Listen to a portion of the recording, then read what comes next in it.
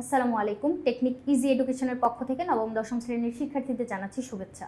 আজকের পর্বে আমরা ভ্রূণের বিকাশ, অমরা এবং ভ্রূণ আবরণী রিলেটেড কতগুলো এমসিকিউ নিয়ে তোমাদের সাথে আলোচনা করব। কি বলছে দেখো তো, কোষ বিভাজনের শেষ পর্যায়ে গঠনমুখ ভ্রূণ জরায়ুতে পৌঁছানোর যে পর্যায়টা, এই পর্যায়কে কি বলে? অথবা ভ্রূণ ডিম্বনালী থেকে জরায়ুতে পৌঁছালে তখন তাকে কি বলে? প্রথমে এই যে শুক্রাণু এসে যখন ডিম্বাণুকে নিষিক্ত করতেছে তখন জাইগোট তৈরি হয়। জাইগোটে যে কোষ বিভাজনটা চলতে থাকে, এই যে প্রথমে কি হলো, জাইগোট তৈরি হলো, প্রথম সৃষ্ট যে কোষটা, জাইগোটে যে কোষ বিভাজনটা চলতে থাকে ওইটাকে বলে হচ্ছে ক্লিভেজ। এখন ক্লিভেজে যখন বিভাজন চলতে থাকে তখন এটার আকার আরও বাড়তে থাকে। কোষ বিভাজন যখন হতে থাকে একটা থেকে দুইটা, দুইটা থেকে চারটা, চারটা থেকে আটটা, 16টা, 32টা, এভাবে কোষের সংখ্যা বাড়তে থাকবে। যার কারণে এই যে নালী ভিতর যখন সে অবস্থান করতেছিল, নালীতে আর জায়গা হচ্ছে না, তখন কি হয়, জরায়ুতে মুভ করে চলে আসে।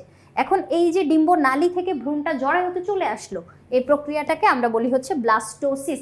এখন ব্লাস্টোসিস পর্যায়ে সম্পন্ন হওয়ার পরে ওইখানে কোষ বিভাজন আরও চলতে থাকবে। ভ্রূণটা যখন মাতৃগর্ভে সংস্থাপিত হবে তখন ওইটাকে আমরা বলবো হচ্ছে ইমপ্লান্টেশন। তাহলে সবগুলা যেই এখানে যেই চারটা ওয়ার্ড আছে, চারটা ওয়ার্ড দিয়ে কি বোঝাচ্ছে আমরা বুঝতে পারলাম। তাহলে ডিম্বনালী থেকে জরায়ুতে পৌঁছানোর এই যে পর্যায়, এটা কিন্তু একটা পর্যায়। এই ধাপটা বা পর্যায়টাকে আমরা কি বলতেছি? ব্লাস্টোসিস বলতেছি। তাহলে এই জায়গায় সঠিক উত্তর কোনটা? ব্লাস্টোসিস। এরপরের প্রশ্নটায় আমরা যাই, চলো। কি বলছে দেখো তো, গর্ভাবস্থা কত সপ্তাহ পর্যন্ত বিদ্যমান থাকে? এখন সপ্তাহের হিসাব যদি আমরা করি সেক্ষেত্রে আমরা দেখতে পাই 38 থেকে 40 সপ্তাহ পর্যন্ত গর্ভাবস্থা বিদ্যমান থাকে। 38 থেকে 40 সপ্তাহ পর্যন্ত গর্ভাবস্থা বলতে আমরা বুঝতেছি ভ্রূণ মাতৃগর্ভে অবস্থান করবে এবং মায়ের দেহ থেকে পুষ্টি উপাদান নিয়ে ক্রম বিকাশমান বা ক্রমবর্ধমান হইতে থাকবে। তাহলে এই গর্ভাবস্থা আমরা কত সপ্তাহ দেখতে পাচ্ছি? 38 থেকে 40 সপ্তাহ পর্যন্ত। নিষেকের কত সপ্তাহ পর অমরা গঠিত হয়? এখন অমরা কি জিনিস? অমরা হচ্ছে মাতৃ জরায়ুতে ক্রমবর্ধমান ভ্রূণ। ওই যে ইমপ্লান্টেশনের পর, ভ্রূণ যখন স্থাপিত হইল, ওই যে স্থাপনের জন্য গর্ভধারণের পরে ইমপ্লান্টেশন যখন হচ্ছে তখন আমরা বলতেছি গর্ভাবস্থা। ওই গর্ভাবস্থায় মাতৃ জরায়ুতে ক্রমবর্ধমান ভ্রূণ এবং মাতৃ জরায়ুর টিস্যুগুলোর ভিতরে সম্পর্ক স্থাপনকারী যে অঙ্গটা, ওটাই হচ্ছে অমরা। এটা কত সপ্তাহ পর গঠিত হয়? নিষেকের, নিষেক বলতে হচ্ছে মিলন ঘটতেছে, বাবা থেকে আসতেছে শুক্রাণু, মায়ের দেহে আসে তোমার ডিম্বাণু, শুক্রাণু আর ডিম্বাণু যখন মিলন ঘটতেছে, ওই যে মিলনের প্রক্রিয়াটাকে আমরা বলবো হচ্ছে নিষেক। নিষেকের 12 সপ্তাহ পর অমরা গঠিত হয়। এখন অমরার এই জায়গাটা আমি তোমাকে আরেকটু ক্লিয়ার করি। এই জায়গাটায় দেখো, মাতৃগর্ভে একটা বাবু আছে। এখন এই জায়গাটায় আমি কিছু রক্ত জালক আঁকতেছি। এই যে লাল যে অংশটা আমি আঁকলাম, এটা হচ্ছে আমার অমরা। অমরা থেকে একটা নালী এসে ভ্রূণের নাভির সাথে সংযুক্ত থাকে, এটাকে আমরা বলি হচ্ছে অম্বিলিকাল কর্ড। এই অম্বিলিকাল কর্ড দিয়ে অমরা আর ভ্রূণ সংযুক্ত আছে। তোমরা নিউবর্ন বেবি খেয়াল করলে দেখবা ওদের নাভিটা অনেক বেশি লম্বা থাকে, ওই লম্বা নাভিটাই হচ্ছে এই অম্বিলিকাল কর্ডটা। এই লাল অংশটাকে আমরা কি বলবো? অমরা বা গর্ভফুল, অমরা অথবা গর্ভফুল বলবো। এখন যত দিন বা যত সপ্তাহ, 38 থেকে 40 সপ্তাহ ভ্রূণ যখন এখানে থাকতেছে মাতৃগর্ভে, তখন এই অমরাটাও থাকতেছে, ভ্রূণকে সাহায্য করতেছে। কিভাবে সাহায্য করতেছে দেখো, ভ্রূণের তো এখনো ফুসফুস গঠিত হয় নাই, যার জন্য মা যখন অক্সিজেন গ্রহণ করতেছে ওই মায়ের বডি থেকে অক্সিজেন বাবুর দেহেও নিয়ে আসতেছে, এবং ভ্রূণের দেহে যদি বিপাকের ফলে কোনো কার্বন ডাইঅক্সাইড বা বর্জ্য পদার্থ তৈরি হয় ওইটা আবার অমরার মাধ্যমে বেরিয়ে যাচ্ছে। কিছু হরমোন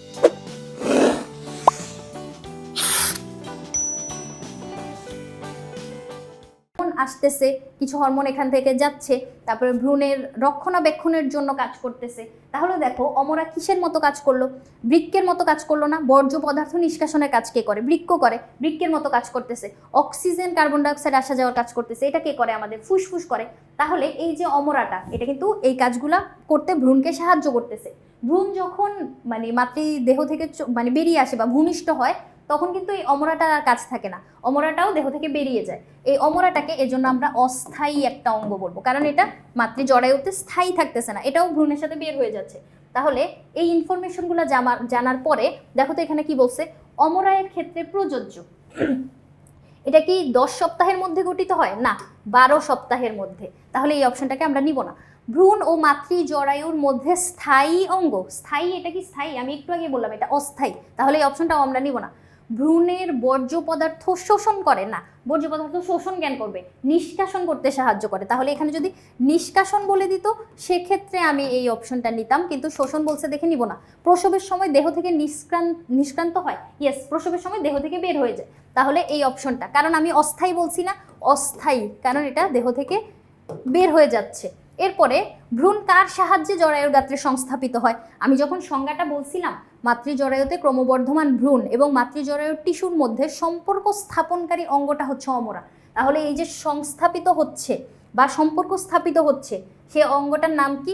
অমরা। অমরা আর ভ্রূণের মাঝখানে থাকে হচ্ছে অম্বিলিকাল কর্ড, কর্ড শব্দের অর্থ হচ্ছে তার, তারের মতো, দেখো না, তাহলে অমরা হচ্ছে এখানে সঠিক উত্তর। যদিও অম্বিলিকাল কর্ডকে আমরা পরোক্ষভাবে দেখতে পারি, কিন্তু অম্বিলিকাল কর্ড তোমার অমরারই একটা অংশ, তাহলে অমরা হচ্ছে এখানে উত্তর।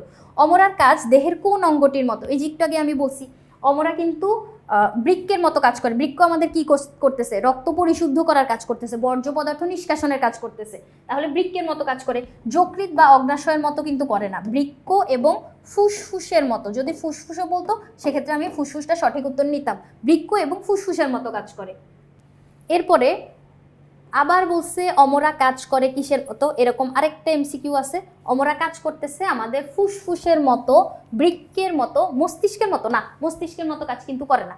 তাহলে 1 আর 2 নাম্বারটা এখানে আমরা সঠিক বলতে পারতেছি। কত সপ্তাহের পর ভ্রূণের হৃদস্পন্দন ও মস্তিষ্কের গঠন শুরু হয়? হৃদস্পন্দন এই যে দেখো, ভ্রূণ অবস্থায় তুমি যখন 4 সপ্তাহের ছিলা তখন থেকে শুরু করে তোমার মৃত্যুর আগ পর্যন্ত, মানে হৃদস্পন্দন যদি থেমে যায় সেক্ষেত্রে একটা হিউম্যান বডি বা যে কোনো জীবদেহ হচ্ছে মরে যায়, এটা আমরা বলতে পারি। তাহলে এই যে 4 সপ্তাহ বয়স থেকে আমাদের হৃদস্পন্দন এবং মস্তিষ্কের গঠন শুরু হয়ে যায়, তাহলে 4 সপ্তাহ যদি দিনে জিজ্ঞেস করতো সেক্ষেত্রে আমরা সপ্তাহকে দিনে কনভার্ট করতাম। নিষিক্তকরণের কতদিন পর মস্তিষ্কের গঠন শুরু হয়? এক্স্যাক্ট এই প্রশ্নটাই এখানে দিনে জিজ্ঞেস করছে। মস্তিষ্কের গঠন শুরু হয় এখানে হচ্ছে সপ্তাহ, 4 সপ্তাহ। এখানেও জিজ্ঞেস করছে মস্তিষ্কের গঠন কখন শুরু হয়, কিন্তু এখানে জিজ্ঞেস করছে দিনে। তাহলে এক সপ্তাহে যদি 7 দিন হয় সেক্ষেত্রে 4 সপ্তাহে কত? 4 7 28 দিন, তাহলে এখানে হচ্ছে 28। মরুলা দশা কত সংখ্যক কোষ বিশিষ্ট? মরুলা হচ্ছে তোমার 16টা কোষ বিশিষ্ট একটা গোলাকার পিণ্ডের মতো অংশ, এটাকে আমরা বলবো মরুলা। কয়টা কোষ থাকতেছে? 16টা কোষ থাকতেছে। 16টা কোষ থাকলে আমরা এটাকে বলবো মরুলা দশা। এরপরে কত দিনের ভ্রূণকে ফিটাস বলা হয়? এই যে দেখো দিন জিজ্ঞেস করছে, কিন্তু এই জায়গাটা কিন্তু প্রশ্নে খেয়াল রাখবা, কত দিন জিজ্ঞেস করছে। আমরা জানি 8 সপ্তাহ পরে ভ্রূণকে বলা হয় ফিটাস, সেক্ষেত্রে আমাদেরকে দিন জিজ্ঞেস করছে। 1 সপ্তাহে যদি 7 দিন হয় সেক্ষেত্রে 8 সপ্তাহে কত? 7 অর্থাৎ 56 দিন, তাই না? তাহলে 56 কই আমার অপশনে? এই যে 56 দিন। কত দিনের জিজ্ঞেস করছে, কত দিনের ভ্রূণকে ফিটাস বলা হয়? 56 দিনের ভ্রূণকে ফিটাস বলা হয়। এখানে আবার জিজ্ঞেস করছে ভ্রূণকে কখন ফিটাস বলা হয়, এই জায়গায় আবার সপ্তাহ সপ্তাহ সপ্তাহ দেওয়া আছে, তাহলে 8 সপ্তাহ পরের ভ্রূণকে আমরা বলবো হচ্ছে ফিটাস। 8 সপ্তাহ, যেটাকে এখানে শুধু দিনে কনভার্ট করে লিখছি। প্রশ্নটা যখন পাবা খেয়াল করে দেখবা যে দিন জিজ্ঞেস করছে না সপ্তাহ জিজ্ঞেস করছে। ফিটাস কত সপ্তাহে পূর্ণতা প্রাপ্ত হয়? এখন ফিটাস হচ্ছে এই যে 8 সপ্তাহ পরে ভ্রূণটাকে বলতেছি, এখানে জিজ্ঞেস করছে পূর্ণতা প্রাপ্ত, কখন পূর্ণতা প্রাপ্ত হয়। ফিটাস ওয়ার্ডটা দেখেই কিন্তু আবার 8 দাগায় দিও না, 8 সপ্তাহ বলছে, কত সপ্তাহে পূর্ণতা প্রাপ্ত হয়। সেক্ষেত্রে আমরা জানি একটা ভ্রূণ পূর্ণতা প্রাপ্ত হয় হচ্ছে 28 সপ্তাহ পরে, মানে 28 সপ্তাহ পরে পুরো একটা ভ্রূণ তৈরি হয়, এবং আরও কিছু মানে আরও একটু আকারে বড় হওয়ার পরে 38 সপ্তাহে হচ্ছে ভূমিষ্ঠ হওয়ার জন্য মানে প্রস্তুত হয়ে যায়, এবং ভ্রূণের মাথাটা নিচের দিকে ঘুরে যায়। যখন নিচের দিকে ঘুরে যাচ্ছে তখন আমরা মানে হচ্ছে প্রস্তুত বা ভূমিষ্ঠ হওয়ার জন্য প্রিপেয়ার, এটা আমরা বলতে পারতেছি। তাহলে কত সপ্তাহ পর পূর্ণতা প্রাপ্ত হয়? এটা হচ্ছে 28 সপ্তাহ পর। তাহলে এই যে দেখো ভ্রূণের বিকাশ, অমরার কথাবার্তা আশা করি বুঝাইতে পারছি। পরবর্তী পর্ব দেখার আমন্ত্রণ রইল। ধন্যবাদ সবাইকে।